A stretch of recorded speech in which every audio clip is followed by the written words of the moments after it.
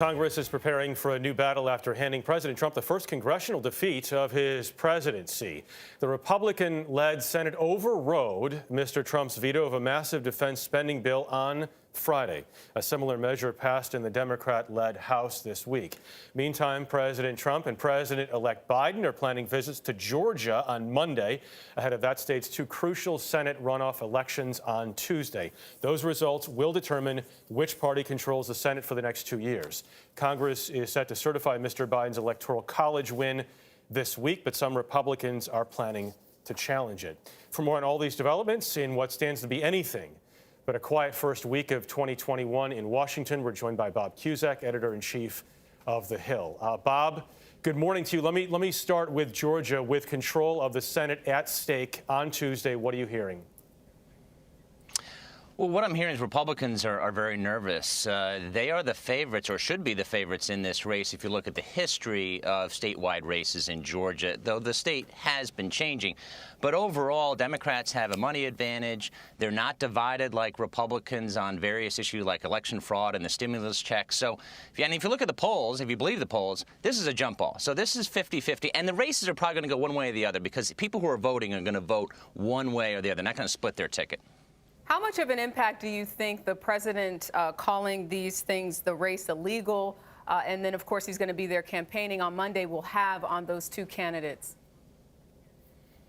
Oh, I think it's significant. And should Republicans lose, there's going to be a lot of second guessing and a lot of fingers going to be pointing at the president, because that doesn't help turnout in the state when you're seeing the governor and the president, Republican governor and the president, at odds with one another, and then questions about whether the election is going to be valid. That hurts turnout, and that hurts Republicans. There's also the issue of the Senate blocking that $2,000 stimulus check as well. Is there an impact from that we might see?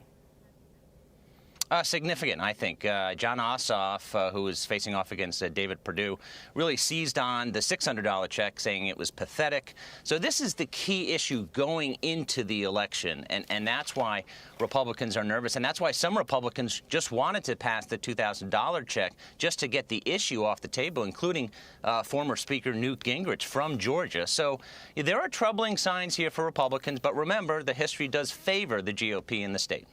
Bob, Congress is set to begin the process of certifying Joe Biden's win on Wednesday. Senator Hawley of Missouri is the first and most prominent to indicate that he's going to take issue with that. Other Republicans, it appears, will as well. How long does this process, do you think, take?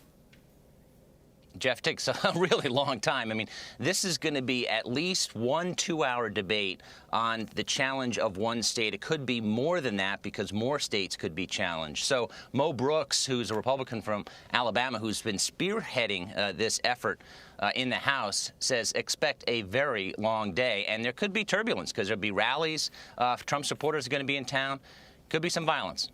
We're seeing here, with a few weeks left that the president has in office, a very complicated relationship with those who at one point were very supportive and now not necessarily backing some of what the president is calling for. How do you think that changes the relationship with those Republicans moving forward in the relationship within that party?